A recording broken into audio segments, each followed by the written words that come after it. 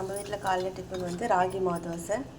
ஒரு கப்பு ராகி மாவு எடுத்து அதுக்கு தேவையான அளவுக்கு உப்பு போட்டு கரைச்சிட்டு பொடியாக கட் பண்ண வெங்காயம், பச்சை மிளகாய், கருவேப்பிலை, கொத்தமல்லி எல்லாம் போட்டு இதில் நல்லா கலந்துட்டு இந்த அளவுக்கு தண்ணியாக மாவை கரைச்சிட்டு நம்ம தோசை தவாவில் வச்சு தோசை ஊற்றிக்கலாம். இந்த மாதிரி தண்ணியாக வச்சு ஊற்றிருக்கேன். ஸ்லோவாக தீ வச்சு பண்ணும்போது நல்லா மொறுன்னு தோசை சூப்பராக இருக்கும். வேகிறதுக்குள்ளே நல்லா அதை எடுத்துகிட்டு வருது பாருங்கள். நல்லா மொறுன்னு வந்துருக்கு. இன்னும் கொஞ்சம் நேரம் ஸ்லோவில் வச்சு வேக வச்சுன்னா மூடி போட்டு வெந்ததுக்கப்புறம் நம்ம எடுத்துக்கலாம். சட்னி வச்சு சாப்பிட்லாம், சட்னி இல்லாமல் சாப்பிட்லாம், சூப்பராக இருக்கும். இன்னும் கொஞ்சம் நேரம் வெந்ததுக்கப்புறம் எடுத்துடலாம். ஒரு கரண்டி மாவு எடுத்துகிட்டு தண்ணி தெளிச்சிட்டு இந்த மாதிரி ஊற்றிக்கலாம். கொஞ்சமாக சுற்றி எண்ணெய் ஊற்றிட்டு மூடி வச்சிட்டோம்னா ஃபஸ்ட்டு ஊற்றின தோசை ரெடி ஆகிடுச்சு.